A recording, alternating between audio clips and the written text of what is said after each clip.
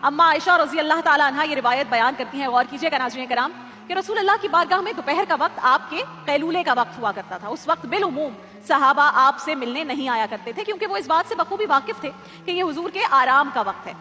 अब अम्मा आयशा फरमाती हैं कि रसूल करीम सल्लल्लाहु अलैहि वसल्लम जब आराम फरमा रहे होते थे तो मैं भी उन्हें जगाया नहीं करती थी, क्योंकि आपको जगाना सुए अदब समझा जाता था। अम्मा आयशा फरमाती हैं कि एक रोज रसूल अल्लाह के कैलूले का वक्त था, हुजूर हस्बे मामूल आराम फरमा रहे थे कि दरवाजे पर एक दस्तक हुई। मैंने दरवाजा खोला तो देखा कि एक बहुत बूढ़ी खातून थी, हाथ में लाठी पकड़ी हुई थी, लाठी के सहारे वहां पर थी और उन्हीं ने उस दरवाजे पर उस वक्त दस्तक दी थी। तो मैंने पूछा कि आप कौन हैं? तो उन बूढ़ी खातून ने सिर्फ इतना पूछा कि रसूल पाक घर में हैं। ये आवाज, सिर्फ आवाज जो ही रसूल अल्लाह के मुबारक कानों से टकराई तो अल्लाह के हबीब जो कि उस वक्त आराम फरमा रहे थे फौरन चारपाई से उठ के बैठ गए। और जब वो खातून अंदर आई तो जिस अंदाज में नबी पाक ने उनका इस्तकबाल किया, कहा ऐसा इस्तकबाल बहुत कम लोगों का किया करते देखा है।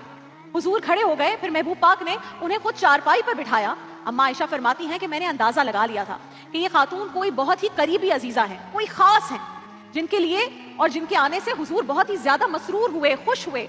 फिर हुजूर ने उनकी ज़ियाफत के लिए खजूरें, दूध, शहद, जो कुछ भी खाने के लिए उस वक्त घर में मौजूद था वो सब खुशी से उनके सामने रखना शुरू कर दिया। और फिर बहुत देर तक रसूल अल्लाह उनकी बातें सुनते रहे, गौर के साथ, तवज्जो के साथ। अम्मा आयशा फरमाती हैं कि हुजूर ने बड़ी देर तक महव होकर उनकी बातें सुनी, तसल्ली से उनकी बातें सुनी। और जब तक उस खातून ने खुद नहीं कहा कि रसूल अल्लाह अब मुझे जाना है, इजाजत दीजिए, उस वक्त तक रसूल अल्लाह उनकी बातें तवज्जो के साथ सुनते रहे। और जब वो जाने लगी तो रसूल अल्लाह ने बहुत सारे तहाइफ जमा किए, गिफ्ट्स, घर में से चीजें, और उन्हें पेश किए। और हजरत बिलाल हबशी से फरमाया, अब ये आप इमेजिन कीजिए, ये सब प्रोटोकॉल का हिस्सा है। जब कोई बहुत खास आता है ना तो आप उसको खास प्रोटोकॉल देते हैं। फिर हजरत बिलाल हबशी से फरमाया कि इनके साथ जाओ, इन्हें छोड़ कर आओ। अम्मा आयशा ने ये प्रोटोकॉल देखा, हैरान भी थी, खुश भी थी। फरमाती हैं कि फिर आपने दरवाजे पर आकर उन्हें रुखसत किया और उस वक्त तक उन्हें जाता देखते रहे जब तक कि वो नजरों से ओझल नहीं हो गई। अम्मा आयशा फरमाती हैं कि जब वो खातून चली गई तो मेरा अपना जाती ख्याल ये था कि हुजूर अब मस्जिद तशरीफ ले जाएंगे और जब रात को वापस आएंगे तब मैं पूछूंगी कि ये खातून कौन थी जिन्हें आपने तब प्रोटोकॉल दिया। लेकिन हुजूर बाहर नहीं गए बल्कि बिस्तर पर दराज हो गए।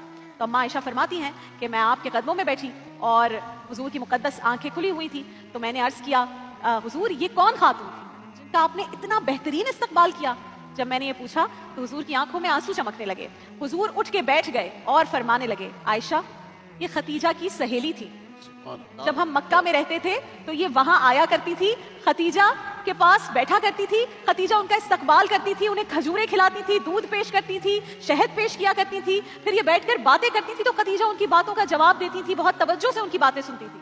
फिर फरमाया, आयशा आज इनकी आवाज कानों से टकराई है तो वो सारी पुरानी यादें फिर से ताजा हो गई। फिर फरमाया कि मैंने उनके साथ वही सलूक करना चाहा है जो फातिमा की माँ किया करती थी। मैंने उन्हें वही इज्जत देनी चाहिए जो वो दिया करती थी। और इस रिवायत का नाज़रीन कराम आखिरी जो जुमला है इतना शानदार है, इसका इतना इम्पैक्ट है कि इस जुमले को अगर हम अपनी जिंदगी में शामिल कर लें तो मुआशरती अक़दार का बेहतरीन दस्तूर बन जाएगा मेरी और आपकी जिंदगी का। अल्लाह के रसूल ने फरमाया, आयशा ताल्लुक अच्छे तरीके से निभाना ये भी हमारे ईमान का हिस्सा है। अल्लाह अकबर।